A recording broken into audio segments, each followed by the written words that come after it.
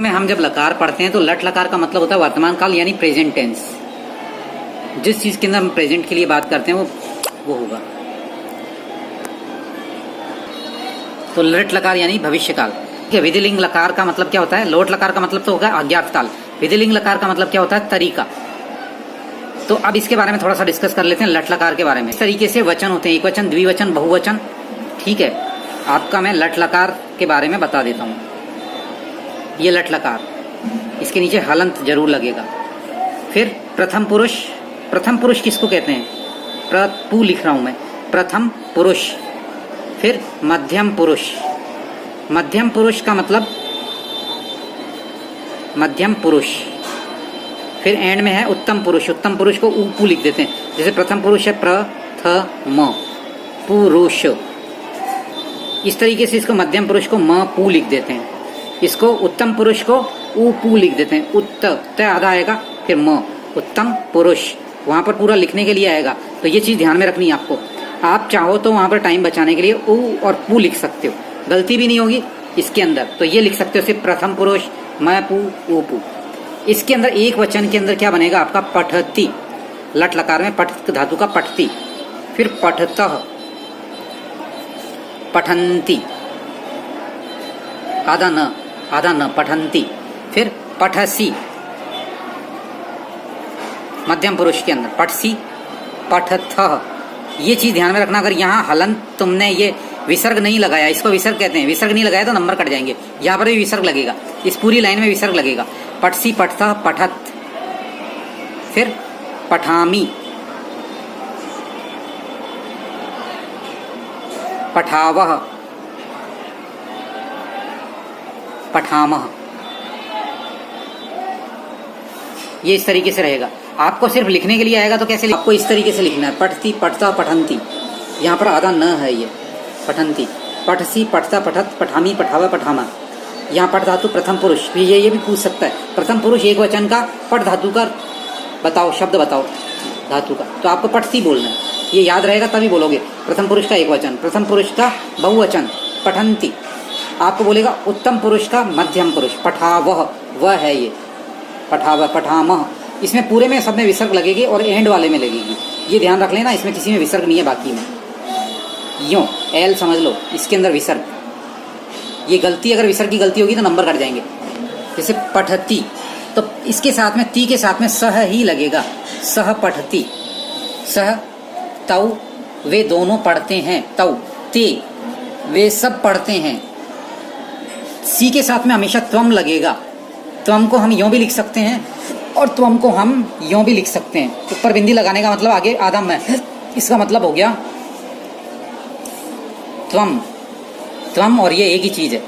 त्वम पठसी युवाम, त्वम का मतलब तुम और युवाम का मतलब तुम दोनों। अब मैंने यहाँ पर बिंदी, क्योंकि मैं के लिए मेरी जगह नहीं है तो मैंने बिंदी लगा दी, यानी कि पीछे युवाम का मतलब मेरे को यूं लिखना था, लेकिन मैंने यूं लिख दिया यू वा, ये लिख दिया तो भी गलत नहीं है, एक जैसा ही है। यू यम, अब फिर देखो मैंने यू यम यहाँ लगा दिया। अगर वो मैं लिखा हुआ देता है तो ऐसा नहीं, कंफ्यूज नहीं हो जाना है कि सर ने तो मेरे को ये बताया। यू यम पठत, तुम सब पढ़ते हो। अहम, अहम में हलंत लगाना जरूरी है, आप इसको यूं भी लिख सकते हो, अहम पठामी। फिर आवाम, जगह नहीं है इसलिए मैंने बिंदी लगा दी ऊपर, बिंदी दिखनी चाहिए। अहम आवाम वयम, इसका मतलब क्या है? अहम पठामी, मैं पढ़ता हूँ, आवाम पठावे, हम दोनों पढ़ते हैं, वयम पठामे, हम सब पढ़ते हैं। तो ये तुम्हारे को ट्रांसलेशन के लिए हिंदी में दे दिया कि वह पढ़ता है। अब इसकी जगह दूसरी चीज, जो सह पठती, तौ पठता, ते पठंती की जगह लड़कियों के लिए क्या काम में लेंगे? लड़कियों के लिए सह नहीं लेंगे, ये लड़कों के लिए सह तौ ते। तो लड़कियों के लिए सा ते ता, वह पढ़ती है। सा पढ़ती, वह पढ़ती है, हिंदी में दे देगा वह पढ़ती है। तुमने लिख दिया सह पढ़ती तो गलत हो जाएगा। क्या लिखना पड़ेगा? सा पढ़ती, ते पठती, ते पठता, वे दोनों पढ़ती हैं। ता पठंती, वे सब पढ़ती हैं। अगर नाम दे देता तो नाम लिखना पड़ता है, जैसे कि राम पढ़ता है, रामः पढ़ती। ठीक है, बालक पढ़ता है, बाल बच्चा पढ़ता है, बालकः पठती। अगर दो बच्चे पढ़ते हैं तो बालकौ, औ की मात्रा लगी हुई है ना, ये बालकौ पठतः, और यहाँ पर बालकः पठन्ति। ये कौन से रूप होते हैं? ये तो धातु रूप होते हैं, वो शब्द रूप होते हैं, राम है, रामौ, रामा। तो ये ट्रांसलेशन में काम में देंगे। यहाँ पर नाम भी लिख सकते हो, और ये जैसे रामा बालकः पठति, बालकौ पठता, बालकः पठन्ति। आकार में हमको ध्यान है कि पठति, पठता, पठन्ति ये चीज़ें पीछे लग जाती है। अब इसमें क्या करेंगे, ये तुमको ध्यान रखना चाहिए। लट लकार के अंदर ये रहता है, पीछे ती, त, अंति, असि, थ, आमी, आव, आम। अब तुमको इसी को मैं लट लकार बनाना सिखा रहा हूँ, क्योंकि तुमको एक चीज़ याद है, पठती वाला। तो यहाँ पर कुछ नहीं करना है। पठिष्य, ये श लगा देना है। पठिष्य, सबके श लगा देना है। ये श लगा दिया मैंने, और फिर वापस वो का वही लिख दो, ई, प। अब इसमें ई की मात्रा लग जाएगी। पठिष्यति, पठिष्यतः, पठिष्यन्ति, पठिष्यसि, ये पठिष्यथ,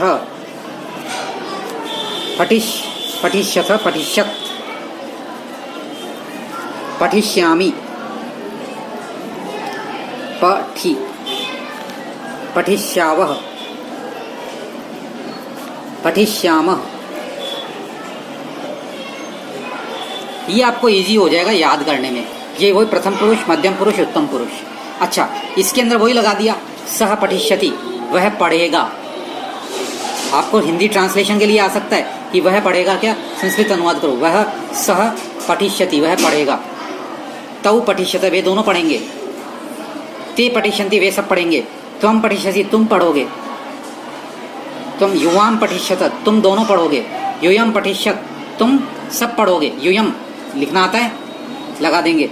अहम पठिष्यामि, आवाम पठिष्याव, वयम पठिष्याम आएगी। सबसे बड़ी चीज़ ये है। लट लकार में तुमको एक चीज़ समझ में आ गई कि यहाँ पर ईश्य लगाना पड़ेगा। सर किसको कहते हैं? और हलंत जो नीचे लगता है, तो हलंत और विसर्ग का जरूर ध्यान रखना है। इसमें लंग लकार के अंदर एक तो वो कहेगा कि कौन सा लकार है, सेंटेंस के मतलब शब्द लिख देगा इसमें कौन सा लकार है। ये रहेंगे एक वचन, द्विवचन, बहुवचन। फिर प्रथम पुरुष, मध्यम पुरुष और उत्तम पुरुष, ये चीज़ का ध्यान रखना है।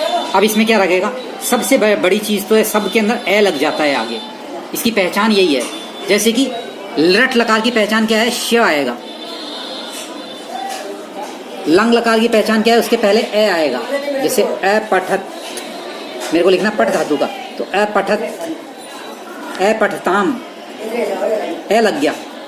ए पठताम, ए पठन, ए पठन। तो कई बार पूछ लेता कौन सा लकार है, तो ए देखते ही बता दो लंग लकार है।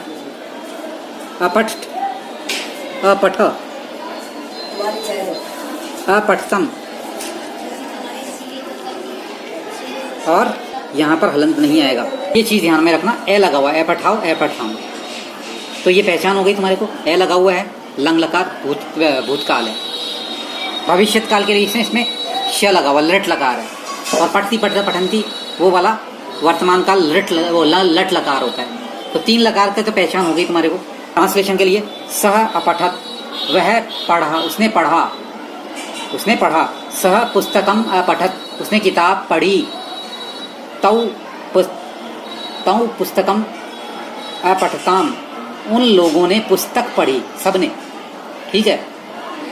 सौ तौते, उन लोगों ने पुस्तकें पढ़ी, न है ये ध्यान रखना। अपठन, त्वम अपठ, तुमने पढ़ा, ठीक है। त्वम युवाम, यहाँ पर युवाम लगेगा, युवाम अपठतम, तुम दोनों ने पढ़ा।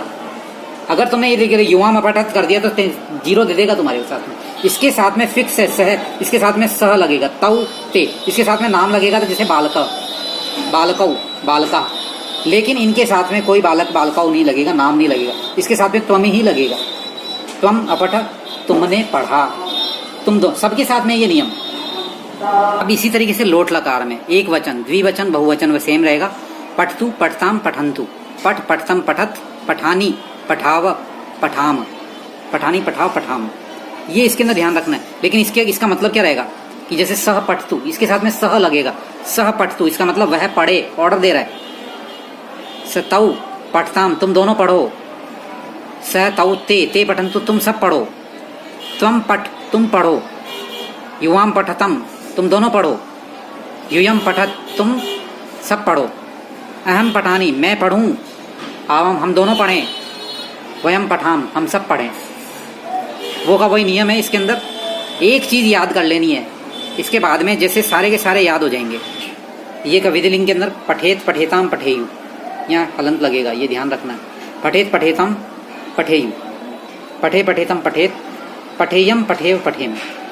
पठेत का मतलब क्या होता है? सह पठेत, उसे पढ़ना चाहिए। विधिलिंग का मतलब है इसमें लग जाता है जैसे कि तुम दोनों को घर जाना चाहिए, ठीक है?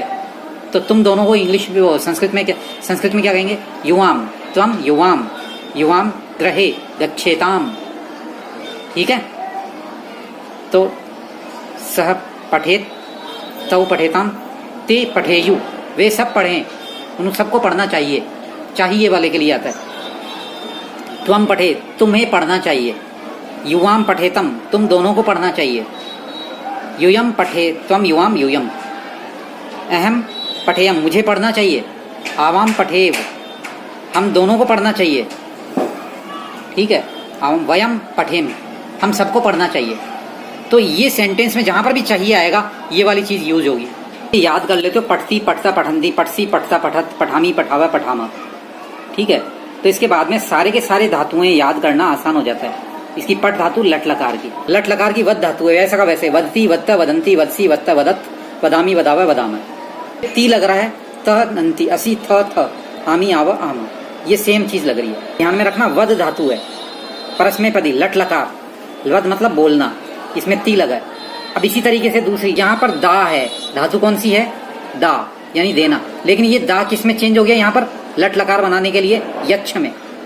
तो देखो नियम सेम ही है, ती तह अंति, यच्छति यच्छत यच्छन्ति यच्छसि यच्छत यच्छत, यच्छामि यच्छावा यच्छाम। कुछ में चेंज हो जाता है, कुछ में चेंज नहीं होता। जैसे कि तो वद को एच ले लिया, वदती वत्ता वदंती, वदसी वत्ता वदत, वदामी वदावा मदावा। लेकिन इसके अंदर यच्छति यच्छत यच्छन्ति यच्छसि यच्छत यच्छत यच्छामि, दा का यच्छ हो गया। अगर दा का तुमने लिख दिया दाती दाता, ऐसा गलत हो जाएगा, ठीक है? ददाती फिर भी चल जाएगा, ठीक है? लेकिन यच्छ सही रहेगा, ठीक है? स्मृ धातु है, इसका क्या बन जाएगा? लट लकार में स्मरति। अब तुम स्मृति नहीं कर सकते हो, स्मरति स्मरता स्मरती, स्मरसी स्मरता स्मरत, स्मरामी स्मरावय स्मरामय। स्नेह है तो इसमें स्नेहयति लग गया, य, ये चीज ध्यान में रख लेनी है। उत का मतलब क्या होता है? उठना, उत्तिष्ठति, उत्तिष्ठति उत्तिष्ठत उत्तिष्ठन्ति, उत्था, उठना। विश, प्रवेश करना, प्रविशति, इसका सेम आ रहा है। हस का सेम आ रहा है, हस धातु हस्ती हस्ता संति। खाद धातु खादती खादता खादंती। पठ धातु का पठती पठता पठंती हो गया। क्रीड का क्रीडती क्रीडिता क्रीडंती हो गया। यानी आपको याद क्या करना? ती तह अंति, मैक्सिमम ये पीछे के जो लगते हैं ना, ये याद कर लेने। क्रय का क्या हो जाएगा? करोति कुरुता कुर्वंती, करोशी कुर्ता कुरत, कुरामी करोमी कुर्वत कुर्म। इसमें कोई चेंज नहीं है, लिखती लिखता लिखंती, सेम चीज हो जाएगी तुम्हारे, इसमें कोई दिक्कत है। राज यानी शोभा देना, इसमें राजते राजते राजनते, ये आत्मनेपदी है, इसमें थोड़ी सी अलग हो जाता है। देखो ती की जगह आत्मनेपदी में ये चीजें चेंज हो जाती है। पढ़ते पढ़ते पठनते, पढ़से पढ़ते पढ़ते वे, पढ़े पढ़ावे पढ़ामे, ये चीज हो जाएगी। इसको आत्मने, अभी जो पढ़ रहे थे वो परस्मैपदी थी, आत्मनेपदी के अंदर ये चीज चेंज हो जाती है। ते